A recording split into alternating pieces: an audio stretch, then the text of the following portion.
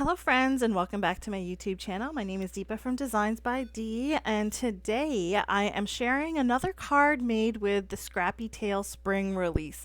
So I'm a little behind here. This is the last release, but the most recent release was just released I don't know, a few days ago. Anyways, don't forget to check that out. I'll put a link in the description below to the Scrappy Tails store so you could check out all those new products. But let's move back to the last release, and we will be using these products here to create a birthday card retro style. So there is this die set here which has Retro Florals, which I was really excited to use. I'm going to be using that with the storybook cover. Now I've also got these two other die sets. This is the bookshelf. This I made with I kind of cut the bookshelf in half, which was a bit of a feat, but that's the card I made for that, for the hop. And then here's the card I made with the beautiful book with the flowers growing out of it. It looks so gorgeous. I love how that turned out. So let's go ahead and make this card and see how this one turns out. So I'm going to grab this die set here with the Retro Florals. I'll go ahead and open it up, and then I always kind of do this. If you're someone who likes to pick out colored cardstock and stuff like that, go ahead and do that and cut out your florals from there. But I just like to stick with white. Sometimes I get lazy and I don't want to pull out all my pieces of cardstock and figure out which colors to use, so I cut them all out in white. Now you'll see that there's two dies here. You can use both together, or you can use the outside layer, or you can use them both in both ways to kind of create, mix and match, and layer up your retro florals. So you'll see here that one was done with the inlay and the other one was just done with the outline. So I've cut like a couple out from each of the three sizes, and as I said, I cut them all out of white. I don't think I end up using all of them, but I try to use most of them on the outside and the inside of my card. So now that I've got the main florals done, I'm going to pull off the centers of the flowers and the little butterfly there. And I've got some black glitter cardstock, and that's what I'm going to cut these out of. So I'm going to cut 6 of the centers, 3 of the larger and 3 of the smaller, and then 1 of the butterfly. And then there's also the outline for the butterfly, which I cut out of some white cardstock. I absolutely love how that black glitter cardstock looks for the butterflies. It looks like the monarchs, right? So now I've taken the storybook cover and I've gone ahead and cut this out of some charcoal shimmer paper. So it's like a dark gray color, and it's just got a bit of shimmer to it. I'll put that aside. I kind of just took out all the little pieces there. It's pretty simple to cut out. And now I'm just going to grab my die cut pieces and put it on my waffle flower sticky mat here. So this sticky mat is like a godsend for me because I think I mentioned this in my last video. I used to kind of inset these into the negative pieces and then try and add ink to them so that if it was more intricate of a die cut, I wasn't going to end up, kind of scrunching it up or folding it as I was ink blending it.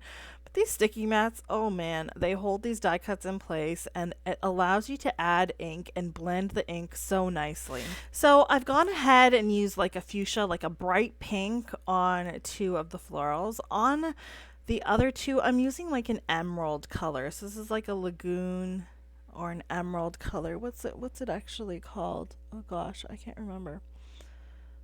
I think it probably is emerald. Anyways, so these are all Altenew inks. You'll notice in the majority of my videos, all I use are Altenew inks for the most part, other than probably oxide or distress inks, just because I have them all. I find that when you pick one brand that you like, so kind of buy a few of the smaller squares and or even the bigger ones, depending on the pads that you want, and test out the pads, test out the inks, find the ones that you like the most, and then buy the entire line.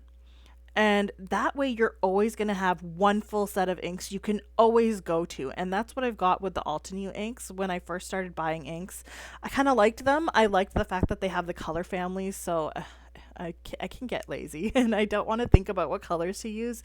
You notice from the cardstock versus ink blending here, right? Anyways, well, I definitely try to choose like one brand for inks, so I've chosen Altenew. I've got all of the ink pads and all of the re-inkers, and it's just always a handy thing to have, especially if, say, you want to use your ink pads to do a direct pad to paper type of technique. I only recommend doing that with pads where you have reinkers, because you don't want to lose all that ink and then be like, oh no, gotta get a reinker. Oh no, should I buy a new pad? All that type of stuff. So it just makes crafting way easier to have that one go-to set of inks. I also have all the oxide ones, which come in handy. And I do want to mention, if you are someone who has trouble with ink blending, the oxide inks blend like butter. They're, if you're just learning, or you think that you have trouble blending dye inks, stick with the oxide inks, because you're always going to get a good blend with those, because a portion of that ink is pigment, so it kind of sits on top, so it allows that blend to be a little more cohesive and kind of gradient from one color to the next. So as I explained all those inks and blending, I went ahead and I added ink to all of these die cuts here. I did like a mix of colors for these outline portions here, and then the center portions I did them, I think, in Desert Night, which is a nice deep, it has like a bit of a greenish tone, but it's mainly deep blue. So I've got all of these layers here, and now it's just a matter of putting these together. So this is the fun part. I do recommend picking out a color scheme that you're going to like. I found that these colors, they ended up working together in the end. I wouldn't say it's my best color combo, but definitely do. I like to do this before I make cards, is I kind of had a period of time where card making got annoying for me, because every time I made something, I just didn't like it. So other people might like it. I'd post it and people would like it, but I wouldn't like it. I wouldn't like the colors. It wouldn't work well together. So I started looking up color combos online, or color themes, colorways, whatever you want to call them. Find things that were pleasing to my eye, and then I'd pick inks according to that color combo. So I'd actually match up the color on my phone to the swatches that I'd have of the inks. That's another thing. If you have a whole line of ink, make sure you have swatches so it's easier to pick colors. But anyways, that's what I do. And then every time I put my card together, especially for die cutting, they come together so nicely because the color combo worked together so well. So for this one, I didn't actually do that. So the colors didn't work out the way that I wanted. I kind of envisioned something a little different, but it still looked good in the end. So I hope that you guys still like this card. But I do recommend, if you want like a flawless card in the end in terms of what you're at least going to like, or what's pleasing to your eye, I would recommend checking out color combos online and kind of just matching them to your ink or even your cardstock. So I'm just going ahead and putting together all of these. I've added the little centers with the black glitter cardstock, and that actually made these florals look much better. It probably would look good if I used black here because I wanted it to stand out, but you could use like a gold glitter cardstock or silver glitter cardstock. I find that making the centers like a specialty cardstock really makes these flowers pop. Now let's take a look at this. You're going to see that this fits an A7 size card. So that A2 card base is not going to work for me. I'm going to go ahead and make a 5x7 card. So I just took my 8.5x11 piece of cardstock, scored it at 5 inches. Now I'm going to cut off that extra bit that's overhanging and then cut this down to 7 inches from 8.5. So there we go. Now it did seem like a little bit shorter on one edge, so I did cut off like a little sliver to the right of that card base, and then my frame was nicely centered in that card. Now I wanted the frame to have a bit of lift, so I'm using some foam strips, and I'm just adding about 4 of them. Okay, I'm not adding too many. I find that these strips fit perfectly on the outer edge of the frame, but on the inner edge it was a little too small and I didn't want that white to show through. So I'm only adding it on the outer edges of that frame on all 4 sides. And then I will go ahead and attach that to my card base. Now I also have some gray or like some charcoal glitter cardstock there as well. What actually happened is I tried to cut this out of the charcoal glitter cardstock that I have. I use Sizzix cardstock packs, and they have like a plastic backing. So this more intricate die didn't kind of work when I cut it out on there. That's why I chose to go with the charcoal shimmer cardstock, because it cut out perfectly. And now I'm just using that kind of arch center to go in the middle. So I really wanted to use that glitter paper, so I kind of compromised here. And it actually looks really nice, and the fact that the frame is kind of propped up a little looks good as well. So now I have the sentiment die, and the sentiment is a happy birthday sentiment. I'm going to cut this out 3 times. Once out of black glitter cardstock, once out of white cardstock, and once out of that matte charcoal cardstock. So if you're wondering how I have all of these different versions of charcoal cardstock, it's because of the Sizzix packs that I use.